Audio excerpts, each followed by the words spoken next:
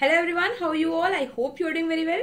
This is Sabia here and in this session we are going to talk about how to increase speed in reasoning. मैंने हमेशा की तरह points prepare किए हुए हैं ताकि आपको पॉइंट वाइज समझा सकूं कि क्या क्या वो चीजें हैं जिस पे आप फोकस नहीं कर पा रहे हैं। आपका स्पीड नहीं बढ़ रहा है, आपके मार्क्स नहीं आ रहे हैं, आपको इतना समझ में आ रहा है, लेकिन कुछ ऐसी चीजें हैं जिसपे अगर आपने वर्क कर लिया तो आपकी स्पीड जरूर बढ़ेगी। Okay, so in this session we are going to discuss about that. Also there is going to be a giveaway in this particular session, so stay tuned till the end. Now let's begin. हम लोग point wise discuss कर लेंगे. The first point here is timer based practice.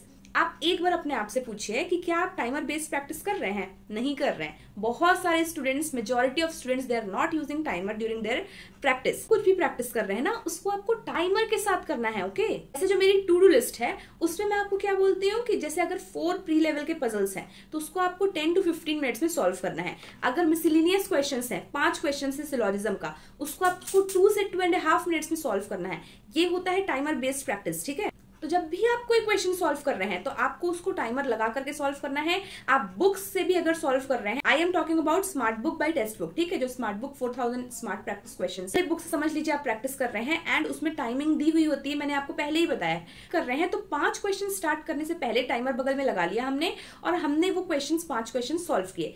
And now we have to see कि हम लोग वो time frame जो वो बुक हमको प्रोवाइड करती है उस टाइम फ्रेम के अंदर आ रहे हैं। हमने गूगल से कुछ क्वेश्चन सर्च किए, उसको हम जब सॉल्व कर रहे हैं टाइमर लगाएंगे एंड विल सी कि हम लोग एक स्टैंडर्ड टाइम के अंदर आ रहे हैं नहीं। बुक को आपको एज अ मॉक यूज करना है, आपको सिर्फ प्रैक्टिस नहीं करना है। ठीक है, बहुत सारे एस्पायरेंट्स हैं जो इस समय पर इस बुक को यूज कर रहे होंगे। मैंने मल्टीपल टाइम्स इस बुक के बारे में आपको बताया हुआ है, चाहे क्वांट की बात हो या रीजनिंग की बात हो। This book is very very beneficial because it has some different unique features in itself. मैं एक बार आपको दिखाती हूँ। टॉकिंग अबाउट दिस बुक, इस बुक को भी आप एज अ मॉक यूज कर सकते हैं। किस तरीके से कर सकते हैं, मैंने इसके यूनिक फीचर्स आपको पहले ही बताए हुए हैं। फर्स्ट ऑफ ऑल देख लेते हैं। टेबल ऑफ कंटेंट में आपको सारे के सारे चैप्टर्स लेवल 1, लेवल 2, लेवल 3 मिल जाते हैं।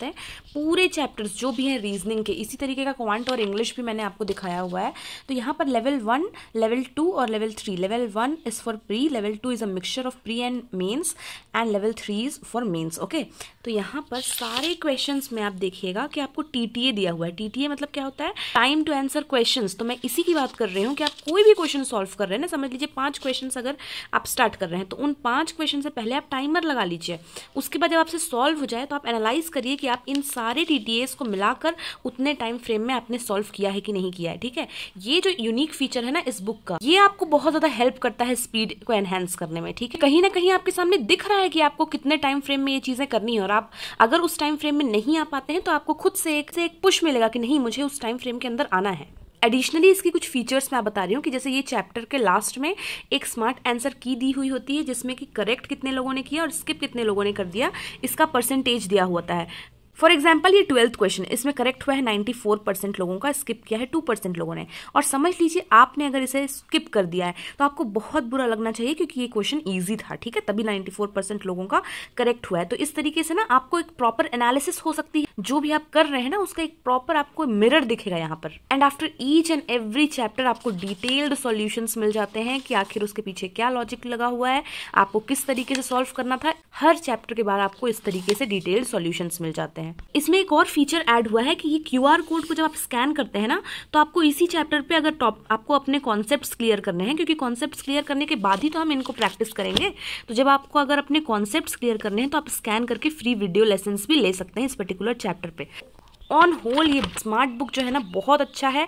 चाहे आप मुझसे इंग्लिश के लिए पूछे, रीजनिंग के लिए, क्वांट के लिए, मैंने सबके लिए आपको ये बुक रिकमेंड की हुई है। If you have to practise with book and if you are a beginner तो आप इस बुक को ले सकते हैं। जैसा मैंने आपको बताया, इस बुक को आपको एज अ मॉक यूज करना है। ठीक है, सिंपली आपको प्रैक्टिस नहीं करना है। एंड इस बुक का लिंक जो है वो डिस्क्रिप्शन में होगा। अगर आपने परचेज नहीं किया होगा, if you are a beginner then definitely you can go for this, purchase कर लीजिएगा। ओके, नेक्स्ट थिंग यहाँ पर क्या है, sectional mocks. To do list में मैं हर दिन आपको बोलती हूँ सेक्शनल मॉक अटेम्प्ट करने के लिए, लेकिन बहुत सारे एस्पायरेंट्स इस चीज को नहीं कर रहे हैं क्योंकि इस चीज का बेनिफिट आप नहीं समझ पा रहे।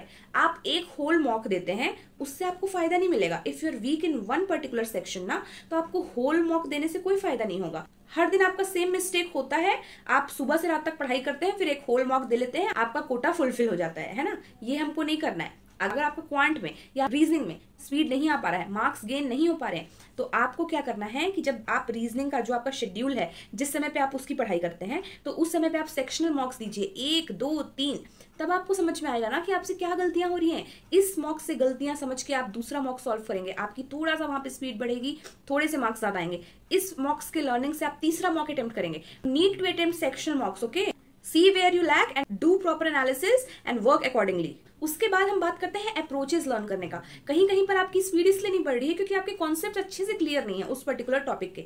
तो आपको मैंने कॉन्सेप्ट्स के लिए, अप्रोचेस के लिए कई बार रीजनिंग के लिए बोला हुआ है कि 1000 पजल जो सीरीज है अंकुश शर्मा सर की, यूट्यूब पे बहुत सारे फ्री सेशंस डले हुए हैं, आप उनको वॉच कर सकते हैं। उनके कॉन्सेप्ट्स लर्न करने की कोशिश करिए। कोई पजल आपसे नहीं बन रहा है, आप देखिए वो जो थ्रेड मेथड सिखा रहे हैं, हो सकता है उसको यूज करने से आप जल्दी सॉल्व कर लें, आपकी स्पीड एनहांसमेंट आपको खुद समझ में आएगी। इस तरीके से जो आप ये बुक यूज करते हैं, at the end of each chapter आपके सामने एकदम डिटेल्ड और कॉम्प्रिहेंसिव सॉल्यूशंस हैं। तो आप उसको देखिए ना कि क्या वेज हैं, क्या टेक्निक्स हैं जिससे कि क्वेश्चन को सॉल्व किया जा रहा है। मैं धीरे इसलिए सॉल्व कर रही हूँ बिकॉज मैं अपना वे यूज कर रही हूँ। हो सकता है कोई बेटर वे आप समझ में आ जाए, तो अपने अप्रोचेस में चेंज लाइए। अगर आपको लगता है कि ये इस टाइप के क्वेश्चन मैं धीरे सॉल्व करती हूँ। The next very important thing is you need to attempt the mocks in a proper way. मैंने थोड़े दिन पहले ही एक वीडियो बनाई थी जहां पर मैंने आपको बताया था कि टॉपर्स की क्या स्ट्रैटेजी होती है, सारे सेक्शंस को, चाहे मॉक्स हो या रियल एग्जाम, वो किस तरीके से अटेम्प्ट करते हैं, उनका सीक्वेंस क्या है। तो आपको इस सीक्वेंस को ध्यान रखना है, वरना बहुत कुछ लैग कर जाएंगे।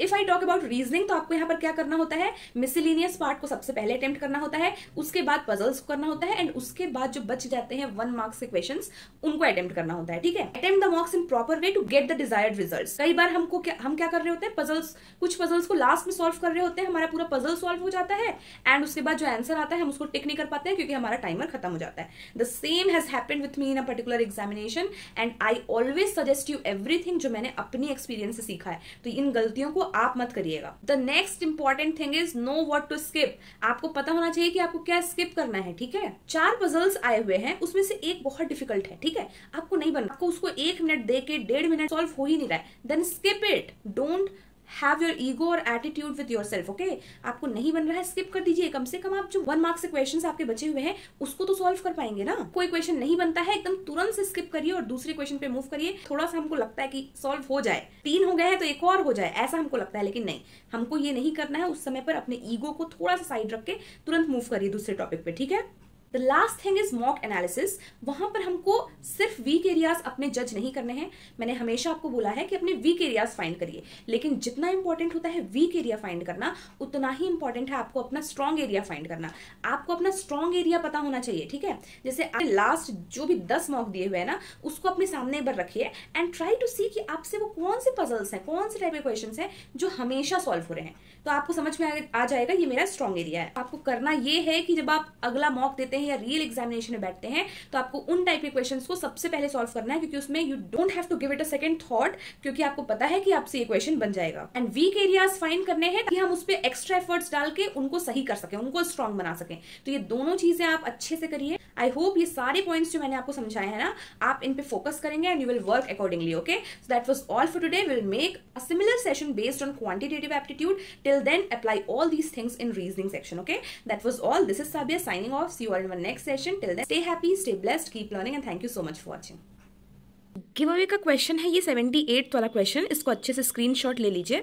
गिव अवे के 4 सिंपल रूल्स हैं आपके। First, you need to subscribe to the channel, second, you need to like the video, and third, you need to share it with 2 of your friends, and fourth, you need to solve the question correctly. And randomly I will choose a winner, and जो भी winner होगा यहाँ पर, this book will be delivered to his or her home directly. Okay, if you want to participate, these are just 4 simple rules. Follow these to win the giveaway. I'll see you soon.